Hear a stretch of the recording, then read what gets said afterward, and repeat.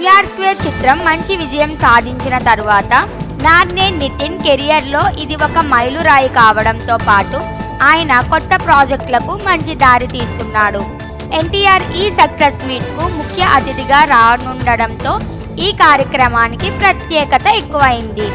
ఎన్టీఆర్ మరియు నార్నే నితిన్ మధ్య ఉన్న బంధం బావమరిది కాకుండా నాగవంశీతో ఎన్టీఆర్ వద్ద ఉన్న బాండింగ్ కూడా ఈ ఈవెంట్కు మరింత అందాన్ని ఇచ్చింది.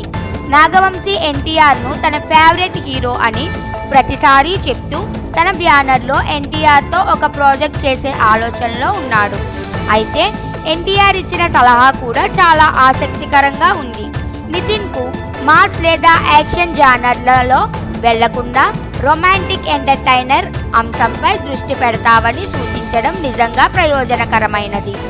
ప్రస్తుతం చాలా హీరోలు స్టార్ కీర్తి పెరిగిన తర్వాత మాస్ రోల్స్కి వెళ్ళి విఫలమవుతుంటారు. కాబట్టి నితిన్ కూడా ప్రస్తుతం మంచి ఫామ్లో ఉన్నప్పుడు అతని కెరియర్ను ఏం చేయాలో జాగ్రత్తగా నిర్ణయించుకోవాల్సిన అవసరం ఉంది. ఇక నితిన్ ప్రస్తుతం ప్రేమ కథా సినిమాకు ఓకే ఇచ్చినట్లు వార్తలు వస్తున్నాయి. ఇదే నిజమేనంటే ఎన్టీఆర్ ఇచ్చిన సలహా అతనికి తప్పక ఉపయోగపడుతుందని అనిపిస్తోంది. నితిన్ దృష్టిలో రొమాంటిక్ ఎంటర్టైనర్స్ ప్రాధాన్యత పెంచడం, అతని హ్యాట్రిక్ విజయాల కారణంగా ప్రస్తుతం మాస్కులు వదిలి ప్రేమ కథలపై మరింత ఫోకస్ చేయడం సాంకేతికంగా మంచి నిర్ణయం కావచ్చు.